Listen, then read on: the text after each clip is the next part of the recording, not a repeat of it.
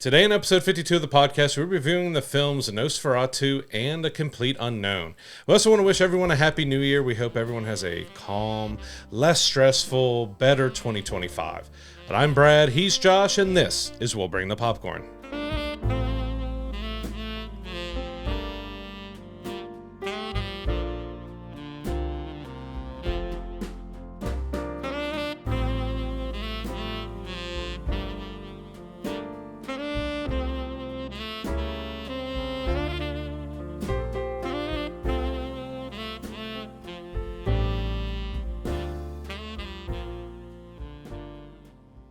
So before we jump into our film reviews this week, please don't forget to give us a like and subscription on YouTube. Hit that notification bell so you're getting access to our videos as soon as they drop every single Monday morning. Also, if you're listening to us in the audio room, please don't forget to give us a 5-star review on whatever platform you're listening on. It really helps elevate the profile of the show. And also go to willbringthepopcorn.com, which has access to all of our archived episodes, as well as our social media information and our merch store. We are constantly updating our merch store with new stuff. Can't thank you enough for your continued support there as well.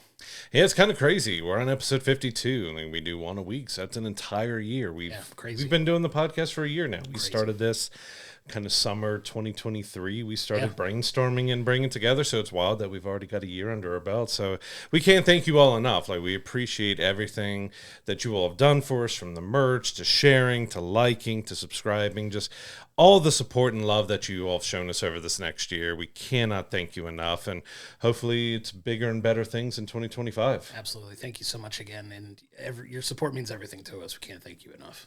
So kind of like last week, there wasn't a whole lot of news. There's a few little interesting things. We've shared it on our social medias and stuff, but we're just going to jump right into our first film review of the week, which is Nosferatu.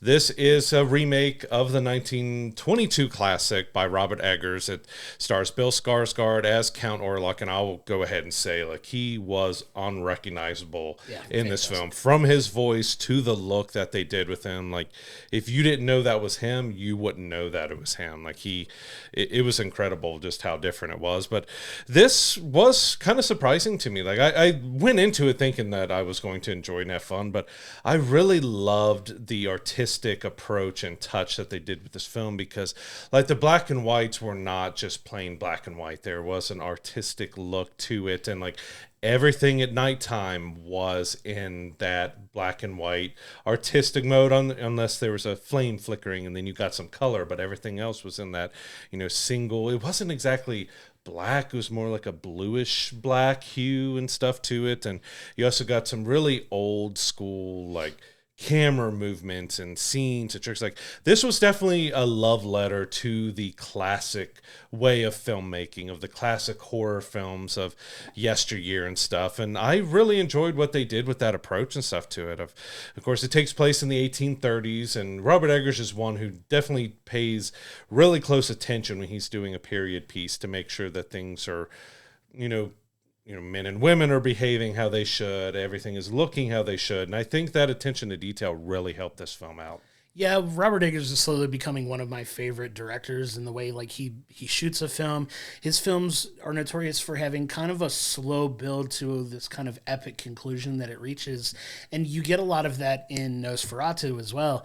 And I want to give some love to Lily Rose Depp, who was also fantastic as our female lead, Ellen, in the film. She's amazing in this. Her physical acting, as well as her, like, emoting, her dialogue delivery, her presence in every scene that she's in. She was absolutely fantastic in what is going to be kind of like a breakout role for her, I can imagine. Obviously, she is the daughter of Johnny Depp, who is really starting to break out with this role. And like you said, visually, it's stunning. It's an ode to old school horror movies. It felt very much like an homage to that. But one thing I love about Robert Eggers is, like you said, it's that attention to detail.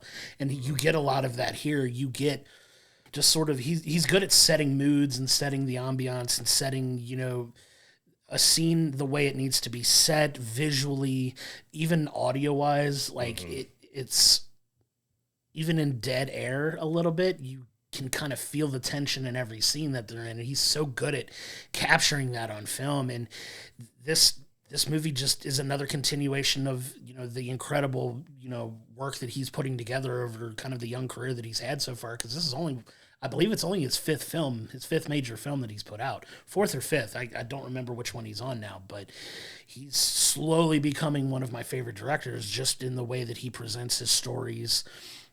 He loves working with the Skarsgårds, apparently, because this isn't his first one with him. Obviously, we're fans of The Northman, which is probably his last major film that he put out. But this film does such a good job of telling the story of the creature known as Nosferatu and what it needs and what its mission statement is. And you really just get this wonderfully told story that's dark, it's brooding, it's moody, it's almost operatic in its tone a little bit, in the sense that it's you get a very clear setting of, where we are, what we're doing, and what, our mission for our main characters are. And he does such a good job of capturing all of that in this movie that I was hooked the entire time. Yeah, so was I. I mean, everyone played the roles really well, but I will have to get up for Lily Rose because she had a role that was a roller coaster. She had to show so many different sides because, the main story follows that her husband, Thomas Hutter, who is played by Nicholas Hoult,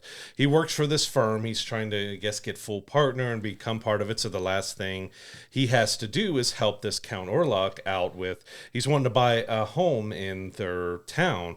And so he is meant to be sent out to Transylvania to meet him, to get the deed signed and bring him back over. But we also come to find out that, as we all expected, Count Orlok is not who you expect him to be. He is the dark and evil vampire that is, destroying towns and everything else. But, Thomas's wife, Ellen, who's played by Lily Rose Depp, she is somehow connected. We find out throughout the story here that she has this connection to Count Orlok that is causing a lot of these problems. They're trying to figure out exactly what's going on. And so the reason he's coming to the town is because he's trying to get to her, but he has to have a domicile. He has to have a place of rest where he can go back to, or he's going to die. And so, yeah, that's the basic story of it. You've got a lot of great performances, a lot of great actors throughout this, but it does get very dark. I mean, very graphic violence. You get, especially when you said the sound, like there's one scene where something is bitten and something's bitten off, and you just hear the crunch and the drip of the blood and everything else. Like it's a heavy movie. It's a very dark movie, but a lot of it that got me was just the artisticness of it. Like there's a scene of Nicholas Holt's character, Thomas, walking through the woods, and it's just such beautifully lit and just so dynamic in what you see with the trees and the moonlight and everything around him. And then you get the carriage coming down the road at him, kind of lit the same way. And it adds a lot of dread and fear, but it's also very beautiful to look at. Like I just found myself just staring at the scenery because of how he shot a lot of these scenes. And then I think, of course, a lot of the old school horror stuff, like where the hand is just going over the town and stuff, done in the old style and the old way, and the way he used lighting and stuff. Like there's one, it's a very simplistic scene where Ellen is looking out the window and you hear Count Orlok's voice, but in the sheets and the curtains you see the shadow of him as the curtain waves in and out, and it was just beautifully done. Like it was something that just captured me because it's like, that's so simple but so effective way. And that's kind of what Robert Eggers did with his whole film. Like everything was done in such an effective and kind of beautiful way that got you, oh, that seems really good and really fantastic. So while Thomas is away, he takes Ellen over to his friend. So that is played by Aaron Taylor Johnson, who's playing Friedrich Harding, and his wife Emma Corrin is playing Anna Harding. So we also get a little bit of depth of him. I feel like Aaron Taylor, he did well, but his character was a little more over the top, especially with his emotions towards the end and stuff. Like I felt he did good in it, but he's also playing the very standard 1800s male where, everyone has to abide by his household rules and they must do what he says, and he's in charge and he's in control because he plays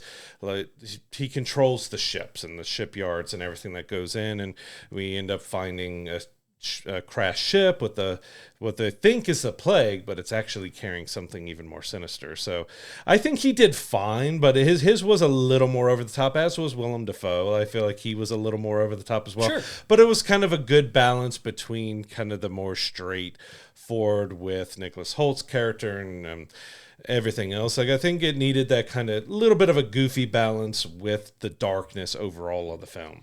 For sure. And, I think Aaron Taylor Johnson did really well with the role that he was given, the dialogue that he was given. He's a character who very much loves his wife as he's loving and doting on her throughout the film. And, he has his reservations about taking Ellen in while Thomas is off on this trip because Ellen appears to be mentally unstable, for lack of a better term. She has these visions of things that she sees coming true, these horrific things that cause her to like convulse and seize up. And, a lot of that's what I mean with a lot of the great physical acting that she has to do for this is she has to cut in from that manic to like calm, like dynamic that she has to portray throughout this entire film. And, she's very much against her husband going out to meet this Count Orlok because she's seen a vision of where he doesn't make it back, and she's had this connection to Count Orlok that she's had since she was young, where she kind of reached out and was like asking for some companionship, for lack of a better term, and the person who answered that call was Count Orlok, and they have this connection. So you have these characters that all play off of each other so well, and you have Nicholas Holtz Thomas, who's very much the straightforward businessman who is trying to create a better life for himself and Ellen by, making partner and willing to go and do whatever it takes, even if it means going on this 6-week journey to Transylvania, which I want to come back to for a minute because it's kind of like my one nitpick I have about the movie a little bit and some of the pacing that they had as far as that goes. But yeah, you have this whole setup, you have this connection that, Ellen has with Count Orlok where she, kind of reaches out for some companionship. She calls out into the world for like some companionship. I guess she's like kind of lonely. This is kind of the beginning of the film where it's like, okay, where does this connection with Count Orlok come from?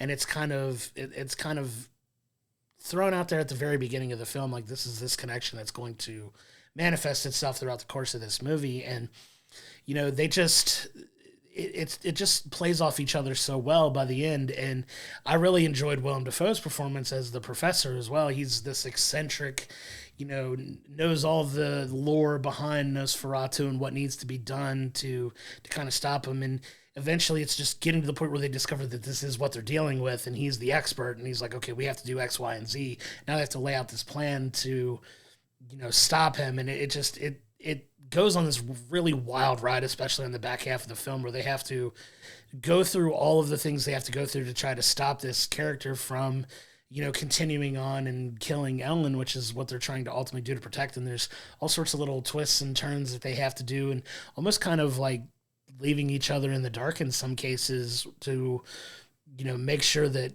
at the end of the day, this Nosferatu creature is stopped, and it's a fun ride. I really, really enjoyed the way this film went.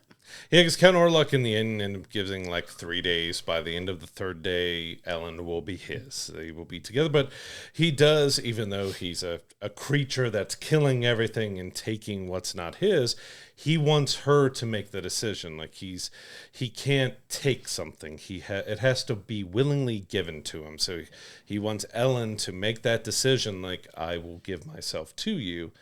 But I will have to give it up again to Bill Skarsgård. Like, that was an incredible performance by him because he is in such huge prosthetics that he's wearing throughout, and you get this deep booming voice throughout the entire film that gives you kind of that sense of dread, and it doesn't sound a thing like him at all. And when he's kind of hidden throughout the film. You're not supposed to fully see him and kind of until the end, and as it goes, because it adds that mystery, it adds that dread and everything to him. But every time you get a look at him, he matches really well. And this is what I talk about with the attention to detail by Robert Eggers, especially when he's doing a period piece. Like, Orlok is wearing traditionally what someone of his stature would be wearing, and you've got a mustache and other things to him. It's matching up to someone of his stature in that time of what he would look like, because if you go back to the original 1922, he's more kind of looking bat-like and just kind of has the cape and everything else. But,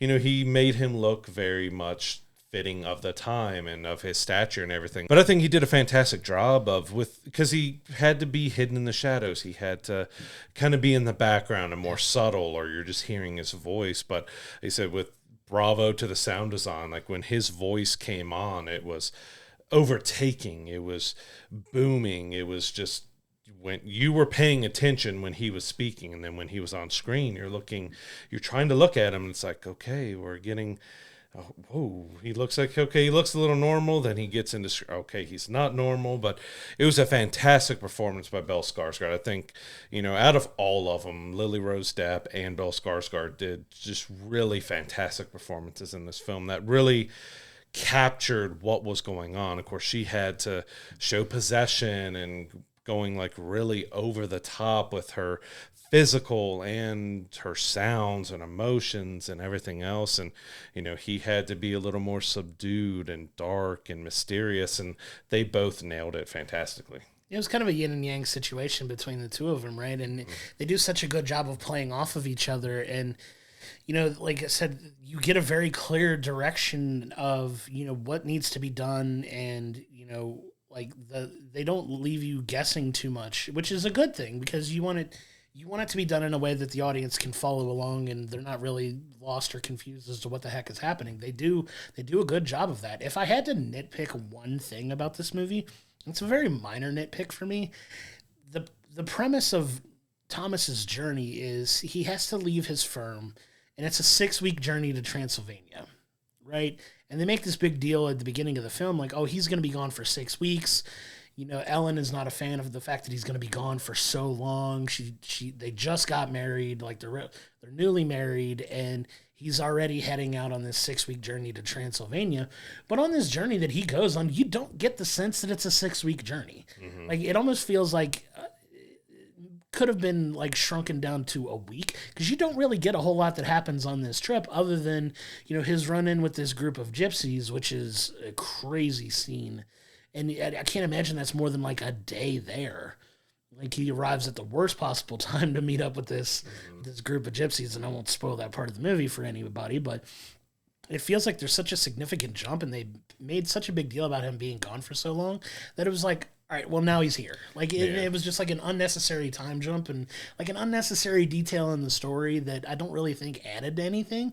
But the way they made such a big deal about it, I'm like, why does it matter that it's a 6-week journey? This could be like a 3-day ride to Transylvania, where he's from, and it would have felt just as effective, in my opinion. Yeah, I agree. The passage of time was a little off, because most of it was on his journey back, which we won't go into spoilers on exactly what happened with him and everything coming back, but it was bits and pieces. We got 5-10 minutes here, we got 5-10 minutes here, and then he's back. So you don't get a great sense of time with that. I will have to say the whole connection between Count Orlok and Ellen, while they do touch on it, probably could have been flushed a little bit better to be a little more on just exactly how this connection happened and why it's been so long since he's, tried to capitalize on that connection and stuff. Because it's been a decent amount of time between their first meeting and where it is now and why kind of all that's happened. But those are probably the two little nitpicks I have with it. Past that is like, I was just really taken by the visuals of it. Like, it's such a beautiful film to look at, that it uses lighting so well. It uses color and just staging a scene so brilliantly that gives you that dread and gives you just some really great visuals. Even like, well, the ship coming in, you get some really old school camera work and look at stuff, and with the hands going across in different ways. Like, it really is a love letter, as we mentioned at the top, to the old classic filmmaking, but old classic horror and stuff mixed with modern technology. And just, it was visually a beautiful film to look at. Like, I was just taken aback by a lot of the visuals with it, because if that doesn't win for it's going to be a tough race between if it's for cinematography against like Dune Part 2, which is also another visually stunning film to look at. Like, they both did such a fantastic job with cinematography that really brought you into this world and this realm, and gave you a beautiful look at a very dark time in the 1800s there, with plagues and death and everything else. But it was shot so beautifully. The sound was fantastic, of really giving you that sense of dread. Even if, like you said, if it's quiet, it's giving you that almost, okay, it's eerily quiet. It's too quiet. The scene is just like waiting for you. And it doesn't shy away when it comes to, it doesn't have a ton, an abundance of violence, but when it does it doesn't shy away from anything, especially kind of towards the end. It has you sit in one of the final scenes of like, oh, okay, we're just going to sit here and we're going to watch this happen, and we're going to look at it all. And it's like, Okay, It's a little wow. uncomfortable, yeah. Yeah. Yeah. But that's something that he doesn't necessarily shy away from as a filmmaker. He's kind of notorious for having one or two uncomfortable scenes in his films, which just adds to the overall emotional depth of the stories that he tries to tell, and it's meant to make you uncomfortable. And this does, like you said, there's no short, like, so it's not heavy on violence, but when it does it, it makes an impact. Like, you have death in this film, you have frequent death in this film, and you have, very to the point, strong, graphically visual deaths in this film that I think kind of adds to that emotional weight in a way that helps the film. It's not gratuitous and it's not unnecessary. You could make an argument one death in particular may be unnecessary just based on what it is, and if you see the film, you know what I'm talking about. And that's what makes you a little uncomfortable. Kind of disturbing scene. Yeah, but at the end of the day, though, it's one of those things that just makes it very clear the threat that they're dealing with, and it's not afraid to take that swing, which I commend them for. It really does, because it could be easy to. I think you could have that same effect without that unnecessary death, in my opinion. But at the same time, he makes his mission statement known. He's like, you have 3 days to make your decision, but if you take all 3 days, there's going to be loss in your life, and you're going to feel it. And I'm going to come after everyone that you love and you care for. And he very much makes good on that promise in this film. And that just really leads credence to the real credible threat that he is, and how desperate they become to stop him by the end, that they're willing to, deceive each other in order to make this happen, in order to, defeat this monster, which we were hoping to get to at the end. And it comes to this, it reaches this real beautiful crescendo of, the way that the film ends, and I don't want to spoil exactly how it ends, but it's like, okay, I see why you had to deceive one person to get this result that you probably wouldn't have had without that deception. And it just makes total sense, and it's beautiful, and it's heartbreaking, and it's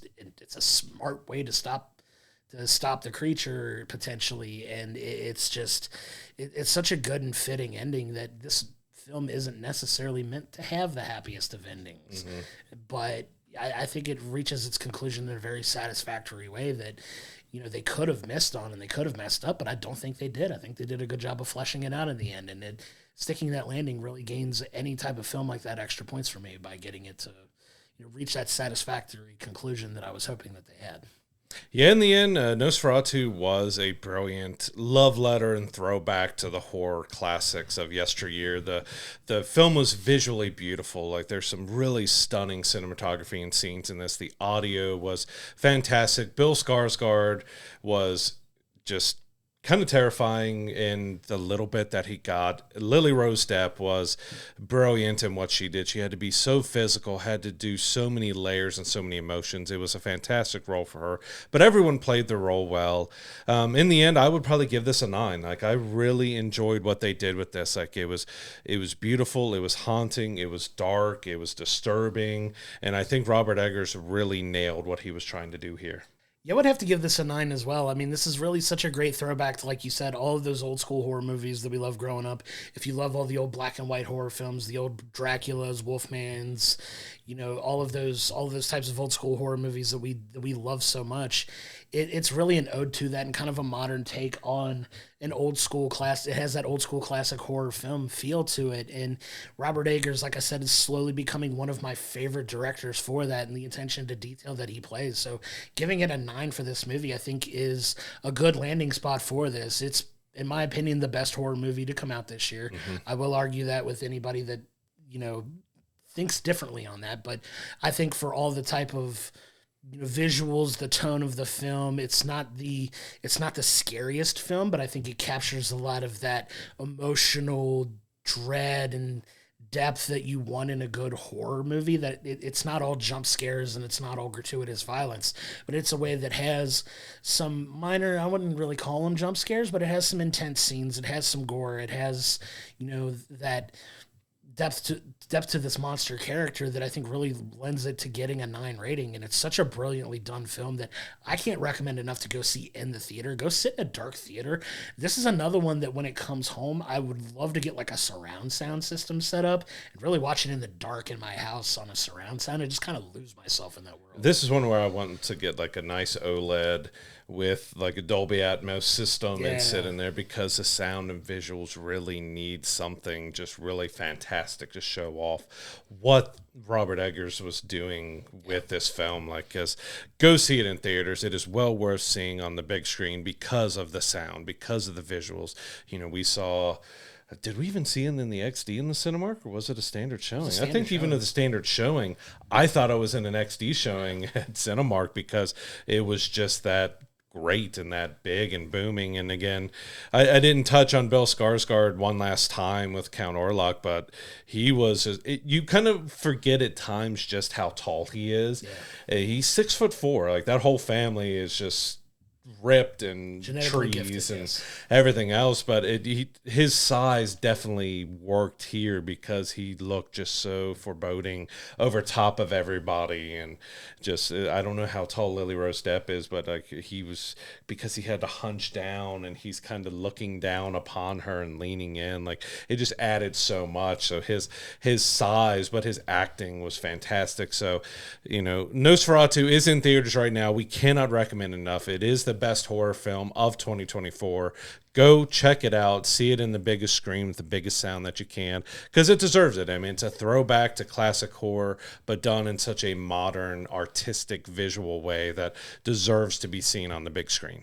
So now we want to move into our second film review of the week. This is A Complete Unknown, starring Timothée Chalamet as Bob Dylan. Now, this is based on a book that was written about Bob Dylan.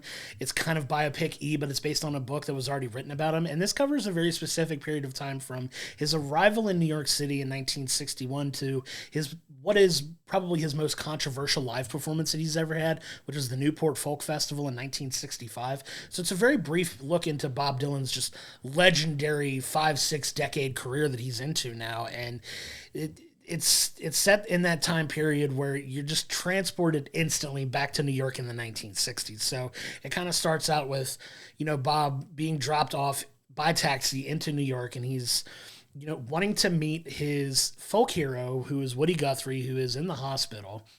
And he's on this mission to find him, to let him know how much he meant to him and to play a song for him. And that's kind of kicks off this whole journey of, you know, Bob Dylan's career, from him, you know, playing these open mics to where he gets discovered, to where he becomes this folk legend very quickly, I may add, to where he's trying to break into this folk revolution that's going on in the early 60s, where you have, you know, some superstars in folk music like Joan Baez, who's a major player in this film, and, you know, Pete Seeger, who is played brilliantly by Edward Norton in this film, who's kind of like Bob Dylan's mentor and kind of helps break him into, you know, the folk industry. And it's just such a fun take on what's really an interesting human being, let alone an interesting musician, who kind of deals with this first little bit of fame, but it does such a good job of capturing not only the time, but the way Bob Dylan kind of approached songwriting and a lot of the eccentricities that he has to him as not only a musician, but a person. And I think they do such a good job of capturing all that in this short time frame that they're given to work with. Yeah, I came into this kind of not ill-prepared, but just I didn't know a whole lot. Like, I know Bob Dylan's music. I didn't really know his story as much and deep, and I'd seen the trailer a couple times, but I came into it a little bit blind. Sure. And I was pleasantly surprised by it. Like, Timothée Chalamet was fantastic. He, you know, Bob Dylan has a unique way of speaking, but, you know, that translates into a very unique way of singing as well, and he captured that extremely well. He did his own singing in the movie, which was even more impressive, but, you know, he did a fantastic job. I will say that Edward Norton as Pete Seeger was actually a big pleasant surprise to me, because he was there was just a softness and this gentleness to him. He's playing this folk hero who's just kind of like a Mr. Rogers type of character. He's just trying to keep the peace and keep everybody together and just share the love that he has for this genre of music. You get to hear him sing and play the banjo and other stuff. Like, I was impressed by Timothy, but I was really impressed by Edward Norton. He's a fantastic actor. He's done so many great roles and stuff, but there was just something different about the softness and the gentleness of his performance in this movie that really got me. Like,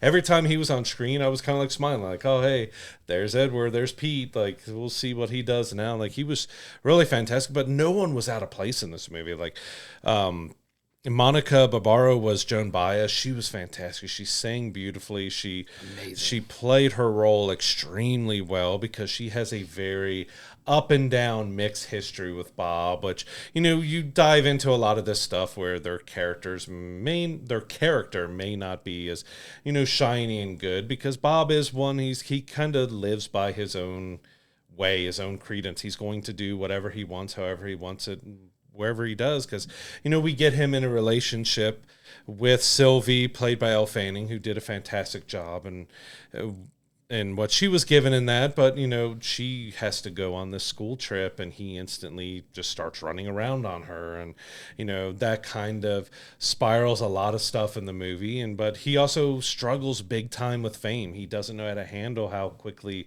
he came into fame, and everyone seeing his face and seeing him out in public, because there's a lot of funny scenes where he goes to sit down in a diner or at a club or something, and it's like, it's Bob Dylan, and they're just chasing him, and he's running and getting in a taxi cab. Like, it was funny, but also, like, you can see the dread. Like, he just doesn't know how to handle this, and you kind of see that with relationships, with his music, with everything. He's just not sure how to navigate, because when he gets his first record deal, at that time, especially with folk, they just want him to do covers. They don't want his original stuff, even though that's what got him noticed by Pete, that got him noticed by the record label and stuff.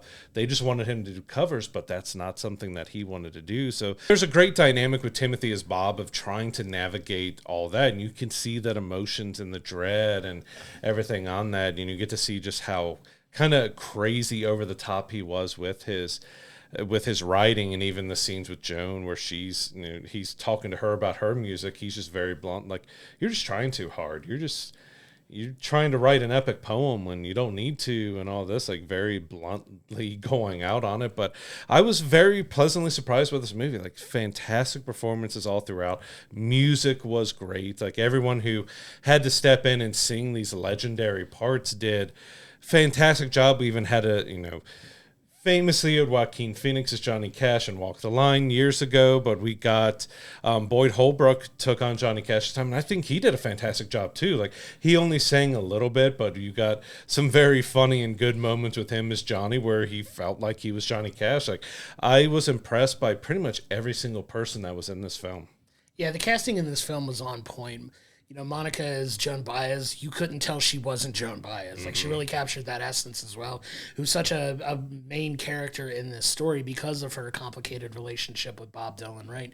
And you get to see some of the inner workings of some legendary folk hits that have become, like, their biggest songs, and you get to see Timothy really shine artistically as a musician and as a singer in this, because Bob Dylan is notoriously not an easy artist to cover. Like, especially if you're trying to sing exactly like him, he has such a unique way of expressing vocally, his songs, and it's hard to really nail that. And I think he did such a good job of, like, really capturing that essence of Bob Dylan in his voice. And, like, it's one of my favorite performances he's had. He's had a really good year. This is one of his best performances. You have this and Dune 2 this year. Like, Timothy's killing it this year, right? He's got some really good films, and he just loses himself in this role, and you see, like, the struggles that Bob had, especially early on, like you mentioned with the covers, and he kind of just wants to sing his own stuff, and then by the time he goes to sing his own stuff, he gets to that point where I think a lot of musicians get to, and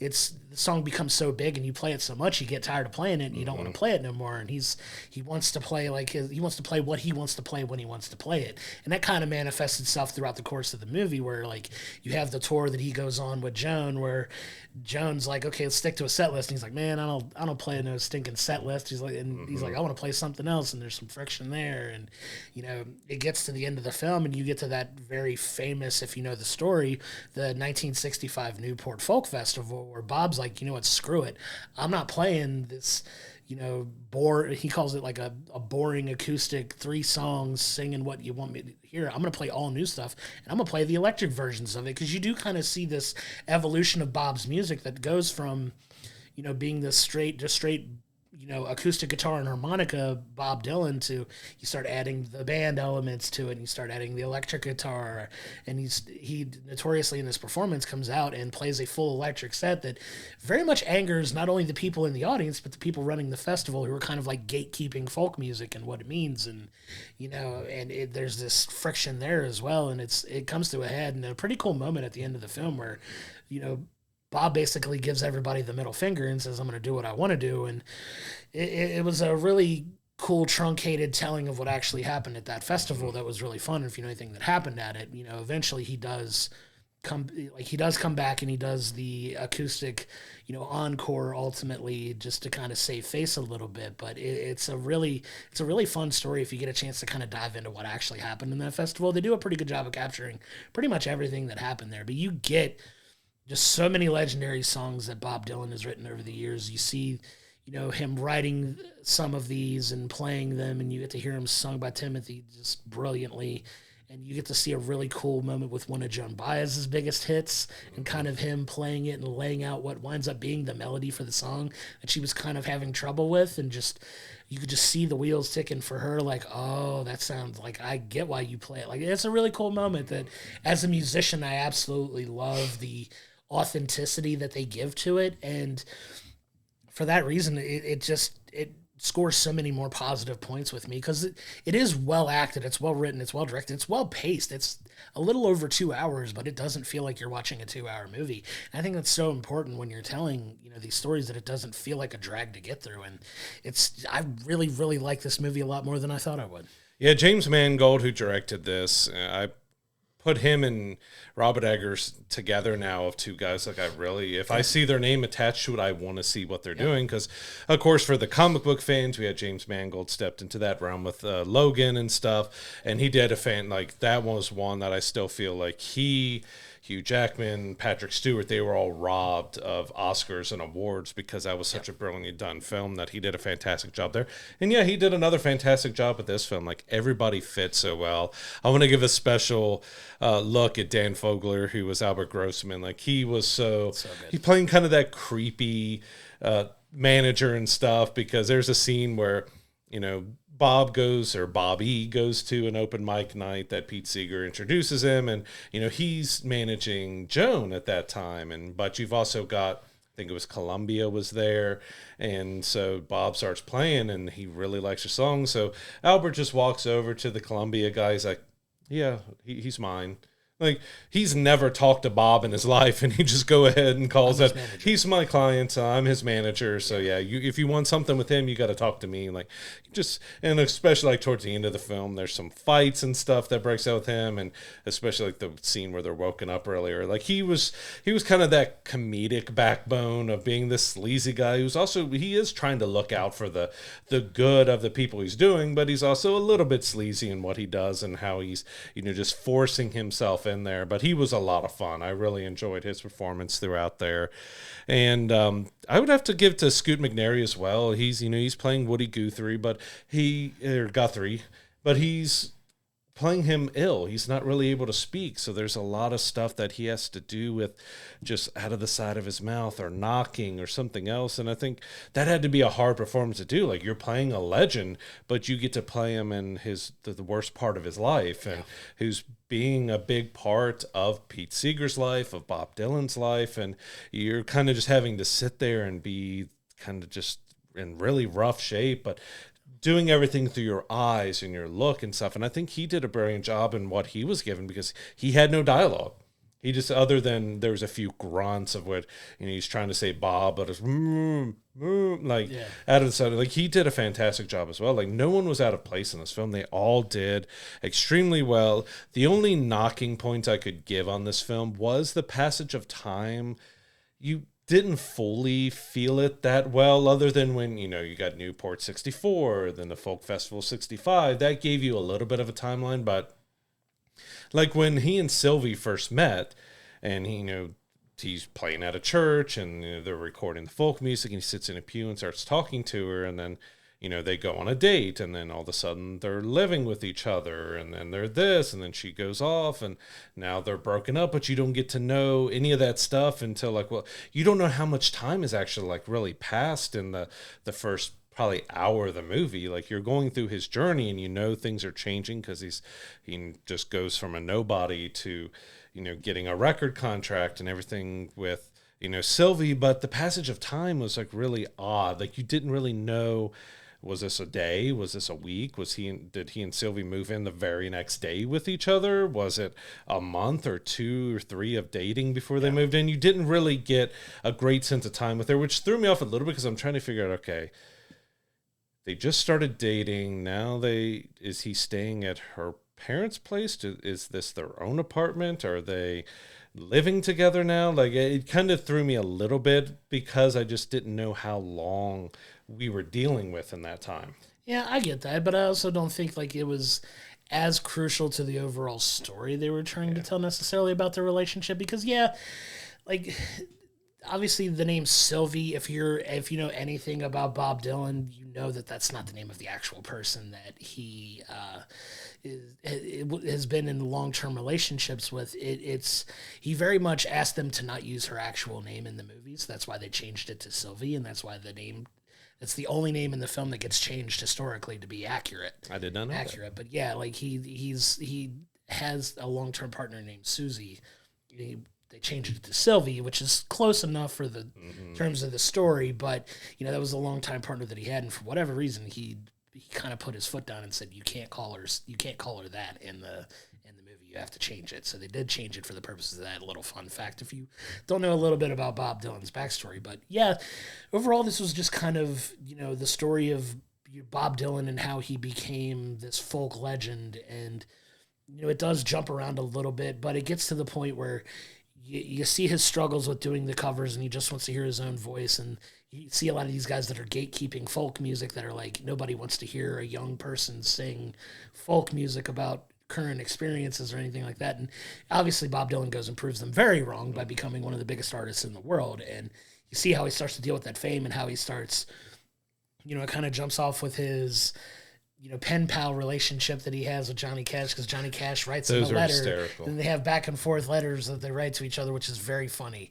and very touching in that movie. And you wind up seeing Johnny Cash physically later in the film that we mentioned by Boyd Holbrook, and he I think captures Johnny's essence brilliantly for that time period. If you know anything I always about Johnny love Cash's when I life, see Johnny Cash with bringing the the guitar up way high and pointing it out. Because he's the outlaw, man. I love it. I love Johnny Cash so much. But you get to see a couple cool Johnny Cash songs in there as well, mixed in. Folsom County Prison, obviously, and it's such a fun take on a genre of music that doesn't get a whole lot of national love anymore necessarily, but it's such a cool, you're not going very far because you're not really leaving the New York area for the most part, and New York, New Jersey area, and it's just a fun movie, man. Like you said, nobody feels out of place. The casting's perfect. The girl that plays Joan Baez, Monica, is absolutely fantastic. You can't tell that she's not Joan Baez. Like she's perfect casting, like physically and acting wise and vocally and everything. And you get to see that fun third wheel relationship, on again, off again flings that they have, and they kind of touch on that quite a bit and how it plays into some of the dynamics that they have. And it's a really fun interactions that they have both on stage and off stage, but you see kind of a little bit of an insight into the complicated man and artist that Bob Dylan is and was. And it's such a fun trip through that brief period of time to see some absolutely legendary songs and the impact they had on that industry.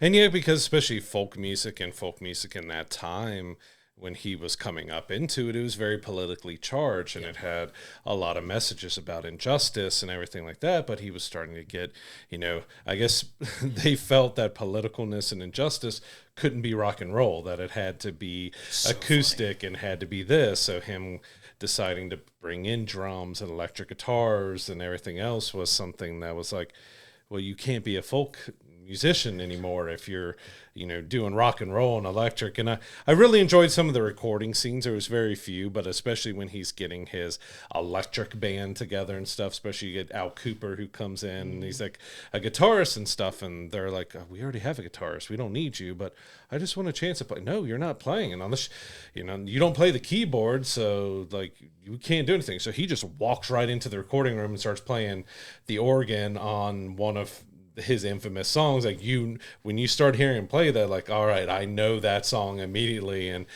how much of that was true, if that was true that he was there to play guitar, but he just walked in and started playing the organ in a way that was like, because he didn't even know how to turn it on. Like they were helping him turn it on funny. And telling him, all right, this is in C, let me turn it on for you. And he starts playing like one of the most iconic Bob Dylan songs. Like, okay, that's pretty funny that he just kind of forced himself into the band and just, I guess, just showed himself how to play the organ in that. Like, there was a lot of fun. There was a lot of dramatic and kind of darker stuff, but it was dealing with that Bob Dylan of he wants to be true to himself and be who he is, but it also means he can be a little flaky when it shows, like, showing up on time. Even very early on, like, he's supposed to meet the first record company at like 2 and he doesn't show up till after 3. And he was supposed to do the public access show for Pete Seeger, which that whole thing was fantastic with the our blues singer, which I forget the artist who was there on that show, but he was fantastic. But that whole sequence was great, but he shows up late for that. He famously shows up late for everything. It doesn't matter what he's committed to, he's going to show up late to it. Yeah, it's such a fun take on him, and you capture all of the eccentricities, like we say. Like, he's just an eccentric person. He's a free spirit. He lives life the way he wants to live it. He's going to do it how he wants to do it. He doesn't want to fit or conform into a certain box, which is so funny that we talk about how, like, folk music and protest songs and things like that were so popular back then, and say that politics can't be rock and roll, which it very much is now, which is so funny that, like, they felt that way at the time, but I get it because, in the times it makes sense. But it's such a fun, like, I had such a fun time going and just listening to these songs again and having a little bit of background into them and kind of, how Bob wrote, because Bob has always been notorious for coming, like, as soon as the inspiration hits him, he has to find a guitar and a notebook and he has to write down his thoughts. Yeah, most of the movies up in the middle of the night playing and writing. He didn't care who he was with. Yep. He's going to sit there and play and sing because it's there. He's got to get it down. Yep, and he doesn't let it leave his head without getting into it. And it's fun to see that. It's fun to see that take on him, and Timothy Chalamet does such a good job of capturing all of that. But in the end, A Complete Unknown is a wonderful telling of a very short period of Bob Dylan's life. Timothy Chalamet gives an absolutely incredible performance. The entire cast is brilliant. There's nobody that's out of place in it. It's a wonderful tale of the years 1961 and 1965 in Bob Dylan's life, how some of the greatest songs that he's ever written were recorded, and the thought process behind them and how they were came up with, and leading up to this incredible, controversial performance at the 1965 Newport Folk Festival. Lots of great music, a lot of great stories. For that reason, I would give it an 8.5 out of 10. It's not a perfect movie, but it is really, really good, and it was a surprise hit for me. I've really enjoyed, their take on it and just telling the story of some of these incredible songs that were written such a long time ago. Yeah, I agree. Like, Timothy Chalamet was fantastic. He got the mannerisms down. He was able to sing like him. Like, we've heard a billion bad impersonations of Bob Dylan, but he did a fantastic job of bringing him to life.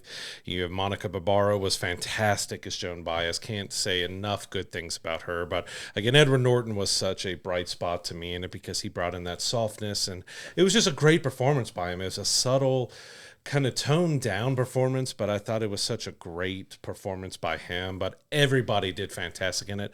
I was surprised by the film. I didn't go in with too high expectations. I figured it was going to be good, but I didn't imagine how much I was going to enjoy it. I'm going to give this a 9 because I felt everything did good. The only real knocks I had was, even though it's nitpicking, was that passage of time with, Sylvie was a main person in his life, but we kind of got a little jumbled in time with her because it wasn't until we really got to that Newport Folk Festival that we started getting, all right, this is how the time is passing. This is all happening between these years and between, everything is kind of encapsulated in between the folk festival wrapping up every single part of his life here and that, 1965, which is like that was ballsy to that performance that he gave, and but you could see that in Timothy's eyes, like of the, you know what, they don't like it, but I don't care, I'm being me. Like, he was just so fantastic that A Complete Unknown deserves a 9 for me. I think James Mangold directed it really well. It looked and fit that time really well. All of the actors did fantastic. There was some good humor, but also some good hard and touching moments with a guy who's very complicated, and it's well worth going to the theaters to check out. Absolutely. And one last thing before we leave this review, I wanted to mention, I forgot to mention when we were talking about it earlier, but that 1965 Newport Folk Festival was the last time that he performed at it. He avoided it for years and years and years, actually until the year 2002 when he finally returned and performed again.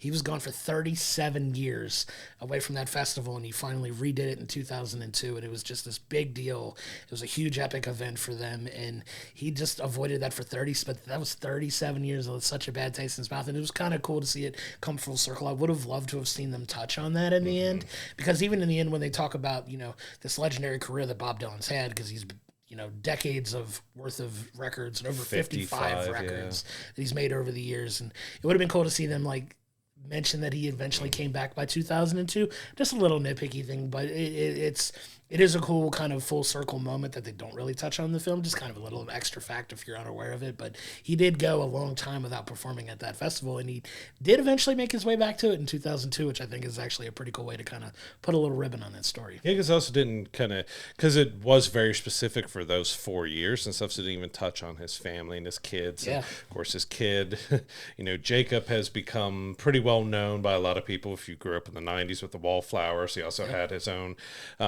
band under his own name and stuff as well, but they didn't touch on that aspect of stuff. But what they did tell, like, that it was almost 2.5 hours long, and it didn't really feel like it. Like, I was so engrossed and involved in the film, it didn't feel like I was sitting there for almost 2.5 hours. Absolutely agreed. A Complete Unknown is in theaters right now. We cannot recommend enough going and checking out this movie. Whether you're a fan of folk music or not, Timothée Chalamet does give a great performance in this, and it's definitely one worth checking out. So what's coming up? So it's coming up in January, up in the new year in 2025. So on the streaming side, we have Wallace and Gromit: Vengeance Most Foul. So this is a series that's always kind of had a cult following behind it. You know, it's stop motion, clay animation. It's done decently well throughout the years, and you know, Netflix has brought it back with a new film that'll be out on January 3rd.